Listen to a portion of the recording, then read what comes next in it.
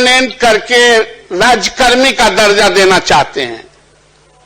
आप दिए, वो परीक्षा दिया, लेकिन उसका पोछ काट देने का आपने तो नहीं कहा था कि आपको जो पोछ लगा हुआ है 18 साल का 20 साल का वो हम काट देंगे। और सरकार नियुक्त की थी, चाहे वो जिला में जिला परिषद का हो या कॉरपोरेशन में हो, जहां कहीं भी हाँ जहां कहीं भी नियुक्ति हुई है महोदय, वो सरकार के आदेश पर हुआ है। 60 साल तक आपने उसको रखने का वादा किया इसी सदन में। हम सिर्फ यह चाहते हैं कि जो 18 साल 20 साल से काम कर रहे हैं उनकी सेवा निरंतरता उसमें जुटनी चाहिए। ये यूनिवर्सिटी एक्ट में भी है, दुनिया में ऐसा नहीं होता है कि एक ही काम कर रहे हैं, हम प्रमोशन के लिए छलांग करने जा रहे हैं बीपीएससी में देकर टेस्ट कराने, तो हमारा पोछिए काट दीजिए। इसलिए महोदय मैं पुनः यह कहता हूं कि उनकी जो सेवा निरंतरता है उसमें जोड़ी जाए। अनुभव, जितने दिन का अनुभव है, और आज अभी यूनिवर्सिटी सर्विस कमीशन के पूर्व चेयरमैन बैठे हुए हैं और वर्तमान चेयरमैन भी बहाली कर रहे हैं। आप दूसरे कॉलेजों को, एफिलिएटेड कॉलेजों के 10 साल और 5 साल का आप काम करने का अनुभव जोड़ रहे हैं कि नहीं? आप उस पर आप अंक दे रहे हैं कि नहीं? ये दुनिया में ऐसा ही चलता है। एक अलग रूप से इसको प्रताड़ित करने के दृष्टिकोण से जो जूनियर आज बहाली हुआ है उसके कलेजा पर, आप सीनियर के कलेजा पर बैठा देंगे तो शिक्षण संस्थानों में इसका असर पड़ता है। इसलिए महोदय मेरा आग्रह है कि उनका जो अनुभव का लाभ है उसमें जुटे। यह इस पर सरकार क्या कहती है?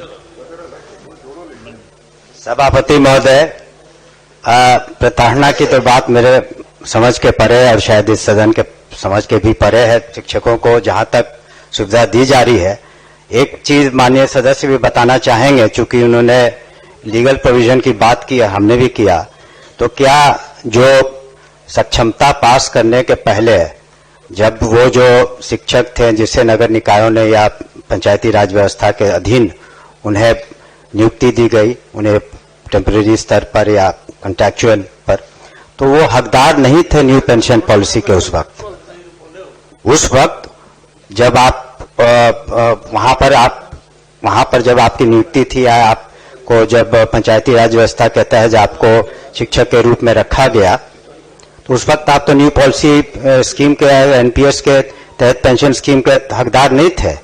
हकदार अब आप हुए अब से, जबकि आप राज्यकर्मी का दर्जा पा लिए हैं तब।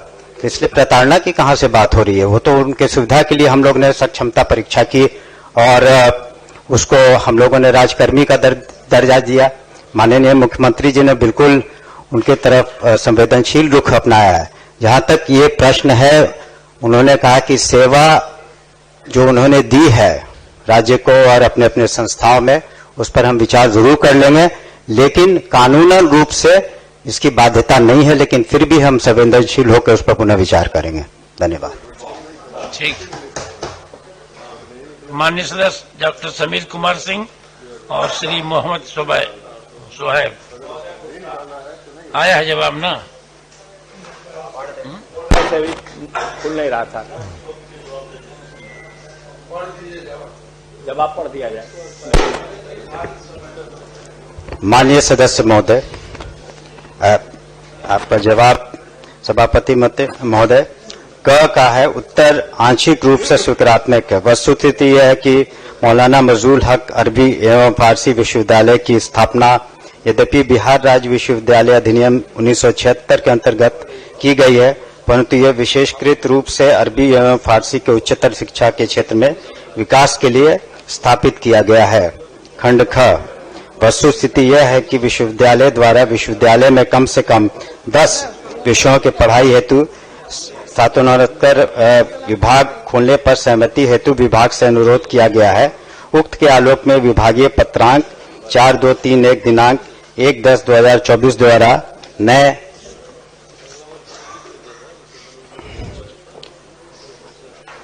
कोर्सेज आरंभ करने के लिए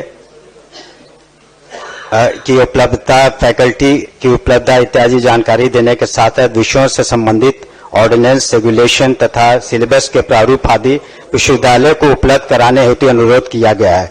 विश्वविद्यालय से उक्त अभिलेख प्राप्त होने पर हम लोग निश्चित रूप से आगे की कार्रवाई करेंगे। खंड घ का जहां तक उक्त खंड ख में समाहित है।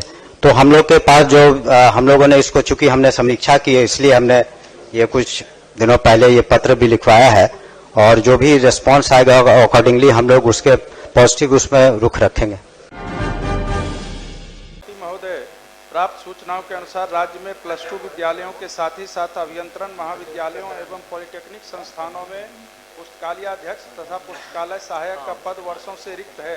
राज्य में 2008 में ही पुस्तकालय अधिनियम पारित हुआ और यह प्रावधान किया गया कि जिन शिक्षण संस्थानों में 500 से अधिक पुस्तकें होंगी वहां पुस्तकालय अध्यक्ष की बहाली की जाएगी। हाल ही में उत्क्रमित किए गए 6431 +2 विद्यालयों में पुस्तकालय अध्यक्ष का पद भी वर्षों से रिक्त है। शिक्षकों की नियुक्तियां लाखों में की गई है और की जा रही है, लेकिन पुस्तकालय अध्यक्ष तथा पुस्तकालय सहायक की नियुक्ति को जानबूझकर विलंबित किया जा रहा है, जो छात्र हित में कतई सही नहीं है। हजारों की संख्या में योग्यताधारी नौजवान की उम्र सीमा समाप्ति की ओर है और वह बेरोजगारी का दंश झेल रहे हैं।